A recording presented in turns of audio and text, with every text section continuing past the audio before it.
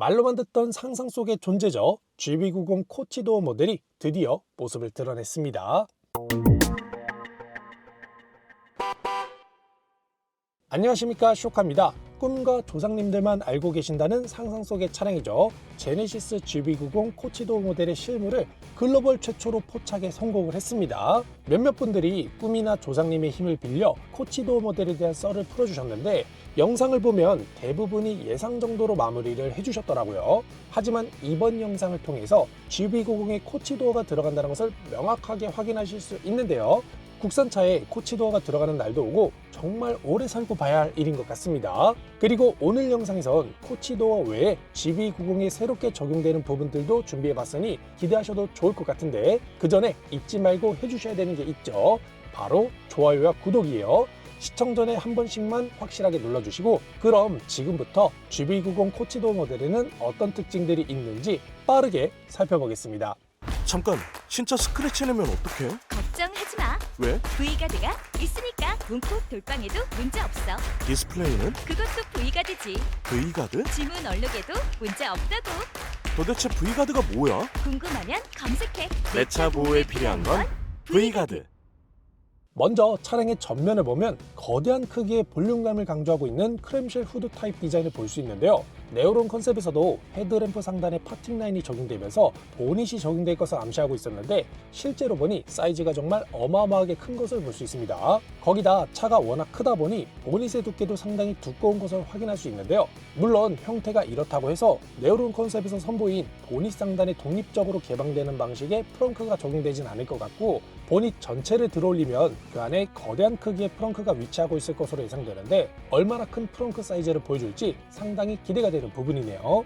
다음으로 제네시스의 차세대 페이스라고 볼 수 있는 새로운 형태의 윙 페이스가 GV90에 최초로 적용된 것을 볼 수 있죠. 이미 오래전부터 X 컨셉들을 선보이면서 제네시스의 차세대 비전을 보여주고 있었는데 드디어 그 컨셉의 양산형 버전을 GV90에 최초로 적용하면서 새로운 페이스를 강조해 나갈 것 같습니다. 그리고 램프 부분을 좀 더 자세히 보면 MLA 렌즈 모듈의 광원이 직접적으로 드러나지 않은 것을 볼 수 있는데요. G90을 보면 모듈의 광원이 그대로 노출이 되면서 두 줄이기는 하나 약간 2% 부족한 애매한 느낌이 있었는데 GV90에선 램프 전면에 별도의 표면 처리를 통해 광원 자체가 직접적으로 노출되는 형태가 아닌 은은하게 퍼져나가는 듯한 모습을 보여주고 있는 것을 확인할 수 있네요. 덕분에 두 줄 라인이 좀 더 매끄럽게 이어지면서 컨셉의 느낌을 최대한 살린 것을 볼 수 있고 이 두 줄 라인은 측면 팬더까지 길게 이어지면서 사이드 리피터의 역할까지 수행할 것으로 예상이 됩니다. 하단부 그릴 형태도 보면 3D 프린트로 출력된 부품이 임시 적용된 상태지만 메쉬 타입 패턴으로 처리된 디테일을 확인할 수 있는데요. 크롬으로 도장만 된다면 네오론 컨셉과 90% 정도 유사한 모습을 보여줄 것 같습니다. 덕분에 초호화 럭셔리 브랜드에서 보여주는 웅장하면서도 고급스러운 이미지를 GV90에서도 보여줄 것 같다는 생각이 드네요. 그리고 이번에 자주색 계열의 색상이 새롭게 포착이 되었는데요. 기존에도 자주색 계열의 색상은 있었지만 그 색상보다 더 깊고 어두운 톤을 가지면서 더 럭셔리한 느낌을 자아내고 있는 것 같습니다. 아마 투톤 컬러도 나올 것 같은데 자주색에 적용을 하게 된다면 GLS 마이바흐의 이런 모습과도 상당히 닮은 듯한 느낌을 보여주지 않을까 싶네요. 다음으로 이번 차량의 핵심이죠. 바로 차량의 측면인데요. 제가 보여드릴 차량은 글로벌 최초로 공개되는 코치도어 모델인 만큼 지금까지 포착된 그 어떤 GV90과도 차원이 다른 모델인 것을 알 수 있죠. 지금 보시는 것처럼 코치도어에는 오토 플러십 타입 도어 캐치가 적용되었고 운전석 도어 캐치 바로 뒤에 2열 도어 캐치가 자리 잡고 있는 것을 볼 수 있습니다. 이를 통해서 코치도어 모델 역시 계획대로 준비 중이라는 것을 명확하게 확인할 수 있네요. 그리고 차량을 자세히 보면 비필러리스 구조인 것으로 추정이 되는데 1열 도어 프레임의 두께를 보면 일반적인 차량들에 비해 훨씬 더 두껍게 설계된 것을 볼 수 있어요. 프레임이 이렇게 두꺼워진 것은 아마도 도어 패널 자체를 이용해서 측면 강성을 확보함과 동시에 충돌 안정성을 높이려고 한 것이 아닐까 하는 생각이 드는데 2열 프레임을 보면 1열 대비 상대적으로 얇은 것을 볼 수 있죠. 제 생각인데 1열 프레임과 2열 프레임이 살짝 중첩되는 방식으로 닫히면서 사라진 필러의 역할을 대신할 것으로 예상이 됩니다. 그래서 필러를 제거한 만큼 여러모로 안전을 확보하기 위한 설계가 적극적으로 반영된 것을 볼 수 있네요. 문득 드는 생각인데 도어 프레임이 이렇게 두꺼워지면 문을 열고 닫을 때 무거워서 불편하지 않을까 하는 의문이 드실 수도 있을 것 같아요. 그런 문제를 해결하고자 GV90에는 전 좌석 전동 도어를 채택할 것이라고 하는데, 최근 몇몇 브랜드에서 브레이크만 밟으면 도어가 자동으로 닫히는 기능을 탑재한 것을 볼 수 있죠. 아마 GV90에도 그와 유사한 방식을 채택해 쉽게 열고 닫을 수 있는 기능을 탑재할 것 같습니다. 한편 일각에선 도어가 열리는 방식에 대해 말이 많은데, 몇몇 분들은 자체적인 소식통을 통해 도어의 열리는 모습을 직접 보셨다는 분도 있고, 열리는 방식이 슬라이딩 개념의 코치도어로 나온다는 분도 있는데, 그건 어디까지나 카더라예요. 지금 이 차량을 자세히 보면 아직 테스트카라서 2열 힌지 부분이 그대로 노출된 것을 볼 수 있는데요.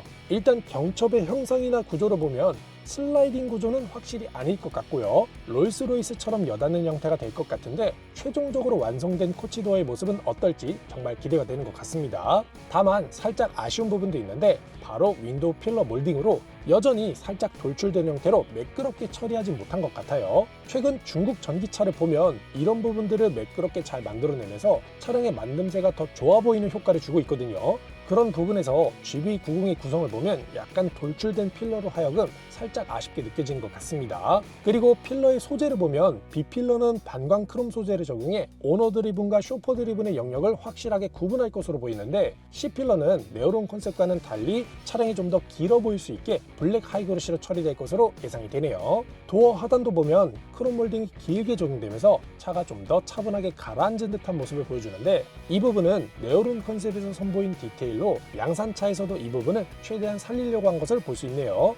그리고 다양한 채널에서 GV90의 롱힐 베이스 모델에 대한 언급을 계속해서 하시던데, 제가 직접 실물을 본 입장에서 말씀을 드리자면, 일단 현재까지는 롱힐 베이스에 대한 존재를 확인할 수는 없었습니다. 제가 캐리어에 실려서 이동하는 GV90 테스트카만 거의 10대를 넘게 목격했는데, 그 중에 롱힐 베이스 모델은 단 한 대도 없었던 걸 보면 현재까지는 롱힐 베이스 모델의 테스트카는 없는 것 같고, 롱힐 베이스 모델에 대한 정보 역시 아직까진 부족한 것으로 보아 그냥 단순 추정만 하는 상황이란 생각이 듭니다. 그리고 많은 분들이 타이어 사이즈에 대해서도 궁금해하셨는데, 저도 사실 23인치까지만 나올 줄 알았거든요. 근데 무려 24인치가 적용된 차량이 최초로 포착이 됐습니다. GV90에는 국산차 최초로 역대급 사이즈인 24인치 휠이 추가될 것으로 보이는데요. 휠 디자인을 보면 테스트를 위한 임시 휠로 추정이 되는데, 이 형태 그대로 나올 것인지 아니면 네오론 컨셉에서 선보인 새로운 휠 패턴으로 나올 것인지는 조금 더 지켜봐야 할 것 같습니다. 그리고 GV90은 G90과 마찬가지로 에어 서스펜션을 탑재할 것이라고 하는데, 플래그십 SUV 모델인 만큼 최신 기술과 편의 사양을 타협하지 않고 아낌없이 다 넣은 것을 볼 수 있습니다. 거기다 G90에 들어갔던 후륜 조향 기능이 GV90에도 들어가는데, 사진을 보면 어림잡아 최소 4.5도에서 8도 정도 사이가 될 것으로 예상이 되는데요. G90보다도 더 큰 조향각을 선보일 것으로 예상이 됩니다. 이렇게 거대한 차가 후륜 조향을 통해 준중형차급의 회전 반경과 안정적인 차선 변경을 보여준다면 확실히 큰 차체에서 오는 부담을 조금이라도 덜 수 있을 것 같네요. 마지막으로 차량의 후면을 보면 네오론 컨셉은 달 항아리에서 영감을 얻었다고 하는데, 특유의 볼륨감이 강조된 형태를 양산차에서도 잘 유지하고 있는 모습을 보여주고 있죠. 일반적인 SUV들은 리어 스포일러가 상단에 적용되어 스포티한 맛을 살림과 동시에 와류를 줄여주는 역할을 했는데, GV90 같은 경우에는 벤츠 EQS SUV와 상당히 유사한 아주 매끄러운 형태로 구성된 루프라인이 적용되면서 참신하면서도 상당히 독특한 모습을 보여주고 있는 것 같습니다. 특히 이런 구조일 경우 후면에서 올라오는 와류에 대한 걱정을 하실 수도 있는데, EQS SUV를 생각해 보시면 아시겠지만 특별한 이슈가 없었기 때문에 아마 GV90에서도 크게 걱정할 필요는 없다는 생각이 드네요. 그리고 D필러를 두껍게 처리해 강성을 확보함과 동시에 럭셔리 세단에서 보여줬던 권위적인 느낌을 SUV에서도 잘 드러내고 있는데, 큰 기교를 부리지 않고 오직 볼륨감으로 이런 형태를 만들어낸 것이 정말 예술적인 것 같습니다.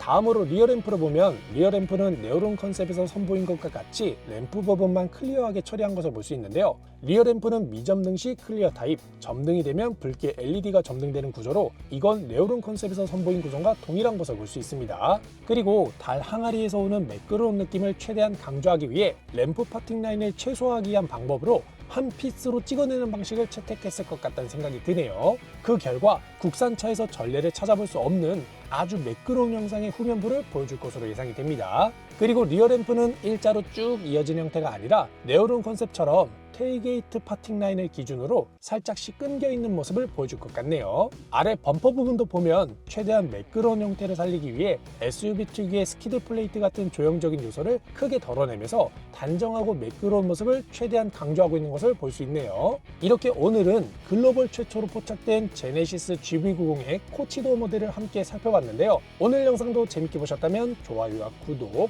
알림 설정 잊지 마시고 다음에는 더 좋은 영상으로 찾아뵙겠습니다.